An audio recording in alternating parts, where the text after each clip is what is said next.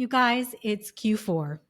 Yes, I know you know this. I'm just being dramatic because when this episode airs, there will be 78 days left in the entire year. And takeaway weekends and national holidays, we're left with something like 54 days. 54. Now, I don't know about you. Well, no, I do know about you. Most of us here are working moms, and like me, there's at least one big, enormous work project that you need to get done before the end of the year, right?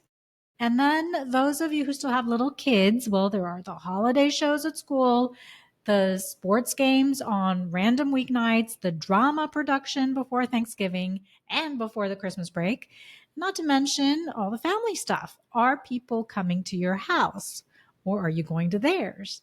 What do you have to prep for that? When will you put up the decorations?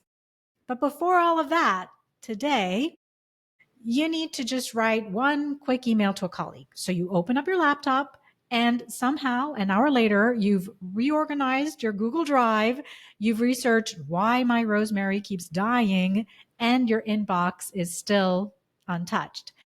Now, that happens to all of us, but when you've got ADHD, that's an all the time thing that happens. And of course, it's not because you're lazy, distracted, or bad at time management. It's because the way you experience time, energy, and structure is just different. And most of the organizing advice, like the planners, the morning routines, the just stay consistent pep talks, well, that was built for brains that don't have to fight to remember why they just walked into the room. But ADHD brains, well, those live in what psychologist Dr. Ari Tuckman calls time blindness. You don't feel time passing the same way, so you underestimate, you overcommit and overstretch yourself until you hit this very familiar wall of why do I do this every year? So today, well, we're not messing with your brain, but we are going to fix the friction between your brain and your systems so that you can finish the year strong and calm and really proud of what you've accomplished. So I've got 10 ADHD friendly ways to stay organized. And these are drawn from my frameworks, my clients' real lives, and research by Dr. Ari Tuckman, Dr. Russell Barkley, and others.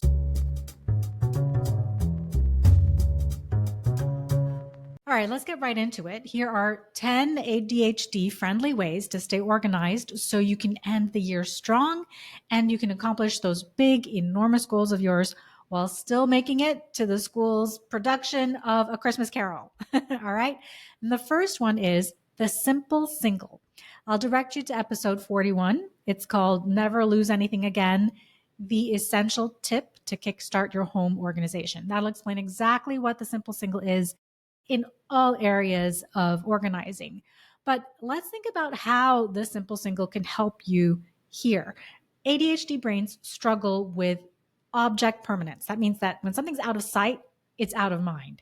So when there are multiple homes for something, like your car keys sometimes live on the counter, sometimes in your purse, and sometimes in your jacket pocket, well, your brain has to mentally search for them every time.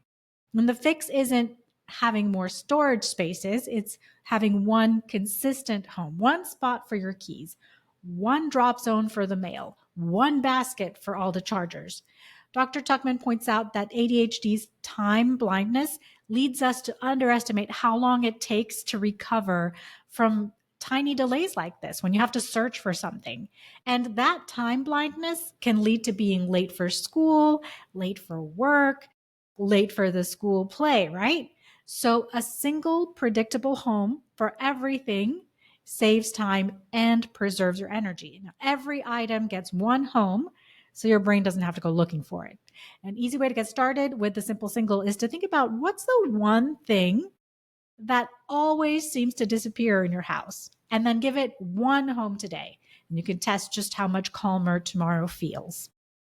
The second way is to make lists, but to make them work for you. Lists are amazing until they become a source for all your guilt, right? Well, ADHD brains love to make lists because writing things down feels like progress. But when that list gets too long, it starts feeling like a personal failure report card. So, to make your list work for you, after you've brain dumped all your to dos and reminders down onto paper or onto your app, break them into categories: home, work, family, church, whatever makes sense for you. And that way, you only see what's relevant to the setting that you're actually in. Then you can use my donut method to triage your list. Okay. Donut stands for do it, outsource it, nix it, uncomplicate it, or table it. You can grab a mini video that I created for that at fireflybridge.com/donut mini video. I put the link in the show notes, and that way you can get a quick how to use the donut method. Okay. And Dr. Russell Barkley calls this whole list making and triaging externalizing working memory. Lists stop being pressure points and they can instead become your external brain when you do this. So you can think clearly again. The third way is to declutter. Declutter doesn't just take up space, it steals your focus. It really does. If you're trying to write an email, but your desk is covered in receipts, mail, or a half eaten snack, your brain has to process every single one of those stimuli before it can think straight. And the science backs it up. Saxby and Rapetti found that women who described their homes as cluttered had higher cortisol levels, which is the stress hormone, throughout the day. So if your brain feels noisy, it's not just something mental, it's visual. So clearing up visual clutter is really important. Remember my example of the email that you need to write to your colleague today? So imagine you open up your laptop, you open your email, but at the top of your screen, you've got 12 browser tabs open and your Slack app is blinking at the bottom. Each of those things is a visual distraction that your ADHD brain is trying to assess. And in fact, one of those things is likely going to win. So maybe you pause to think of the next sentence you want to write in that email. And in that moment, you click onto one of those tabs. And now you're reading bits of an article you meant to read yesterday, and you're all of a sudden down a rabbit hole. So it's important to minimize or even eliminate visual clutter from your environment while you're trying to complete an important task. Hide all your tabs, close all the other apps or windows, and only work on the email until you're done. The fourth idea is to make your life convenient. ADHD brains don't resist work. What they resist is starting. So your goal shouldn't be, more discipline. That's not it at all. Your goal is less friction to get started. So pick one section of your day and make it easier. How about making your mornings easier so you and the kids can get out of the door on time? How could you make things more convenient for that morning time? Well, maybe you lay out your outfit the night before: the jewelry, the shoes, jacket, which bag you're going to take, your hair tie, everything.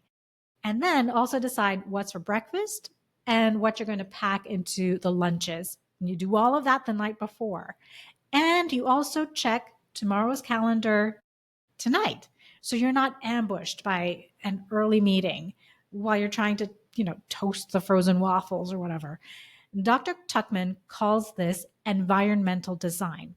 When you make the right action the easy one, then you're going to free your brain from decision fatigue. So the fifth way is to narrate what you're doing. This one is delightfully simple. Just talk to yourself while you're doing the task. I'm opening the dishwasher. I'm putting in the mugs. I'm replying to this one email. Then I'm going to close my laptop. It sounds a little silly, but speaking activates your working memory, which is going to keep you anchored in the task instead of falling into some sort of distraction. Okay. And research by Emerson and Miyake shows that inner speech supports task management, and out loud narration of what you're doing just strengthens that. So you're not weird when you're talking to yourself, narrating while you do your stuff. Okay. You're just boosting your executive function. The sixth way is to leave yourself notes. If you're washing your face and suddenly you remember that you have to buy detergent, write it down right then and there, sticky note on the mirror, done. And if you're in the middle of cleaning the kitchen and you remember that you have to call a dentist, put it down on a sticky note and slap it on the fridge or on the microwave. ADHD brains are context based. Okay. You remember something when you see it, not when your phone alarm pings and it's in another room. Okay. This is what cognitive scientists call distributed cognition. When you externalize reminders in the right context, so you take them out of your brain, but in the right context, in the right place, at a time that makes sense, you reduce mental clutter and you improve your follow through. So, you've got your sticky note to buy detergent in the bathroom. Well, when you're done washing your face and getting ready, you either take that note with you and stick it to your phone or on your shopping list, or you stick it in a place that makes more sense, like on the fridge or on the microwave, right? Where you generally look for your to dos. Okay, the seventh way is to go paperless.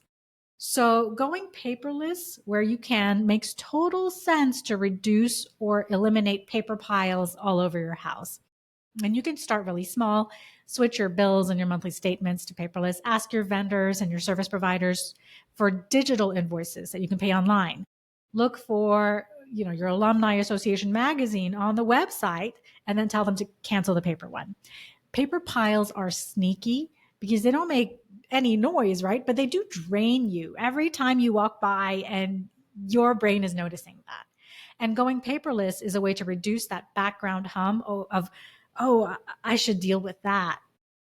And the eighth way, I think we're on number 8, the eighth way is to use simple visual cues.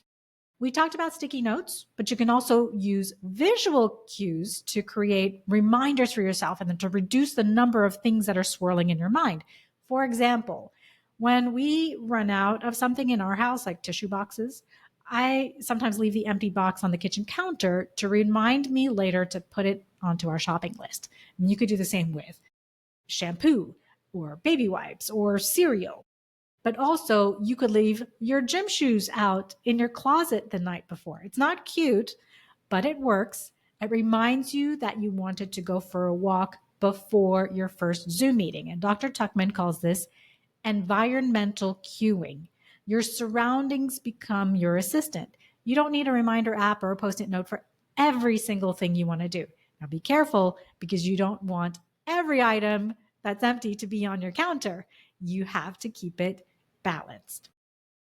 Okay, the ninth way is to make it easy to put stuff away. Systems don't fail when you first set them up, right? They tend to fail in their maintenance. So if something takes too many steps to put away, that thing is going to live on the counter forever, my friend. So make it easy on yourself. Don't put lids on bins. Use open baskets. Label every bin and basket and box clearly so your brain doesn't have to redecide where things go. Think of other ways to make stuff easier for you to stay organized. Like if your gym clothes don't need to be folded, well, don't fold them, just toss them in a labeled basket. If that's a friction point for you, we're looking for the easy convenience for you, okay? And you'll know where they are and you'll actually put them away. I mean, just think about it right now. What's one daily mess zone that you could simplify with an open bin or basket? Is it maybe the kids' Legos or all the video game controllers? It's not great to see all those things out in the open. So you can leave the lids off of the container and just put the entire container behind closed doors, like in a cabinet or in a closet. So it's still easy to put away. And the 10th way is to practice saying no or let me check. ADHD brains love novelty. They love the excitement of something new. So when someone asks, hey, can you help with this? You want to say yes. That yes rush is dopamine. And what follows is usually the regret of reality. And here's where Dr. Tuckman's work on behavioral inhibition matters. He explains that ADHD often isn't about lack of motivation to do things, it's about a lack of pause. So we need to build that pause in. So you can say, let me check my schedule and I'll get back to you. And that's not flaking, okay? It's protecting your energy and your focus. And if the answer after you check your schedule is realistically no, well, then it's no. And if it's yes, you want to do that favor or you need to, then you can say yes with a realistic view, though, of what has to change to make that happen. So when you're dealing with ADHD organization, You don't need to be stricter with yourself or berate yourself for not following through with things. You just need to be smarter about how your brain works. You need to build in less friction, more convenient structure, and definitely some more grace for yourself. Finishing the year strong doesn't mean doing more, right? It means doing what matters. Your big, enormous project, or getting ready for the family holiday dinner at your house, or just making it to the school play on time, and doing it in ways that actually work for you. So maybe just pick one of these 10 ideas. Maybe it's giving your keys one consistent home, or taking the lids off every Lego container in your house, and let that one small change carry you really calmly through the rest of Q4. Okay. So don't forget that if you want to learn more about the donut method for triaging your to-do list, you can find that at fireflybridge.com/donut mini video. The link is in the show notes.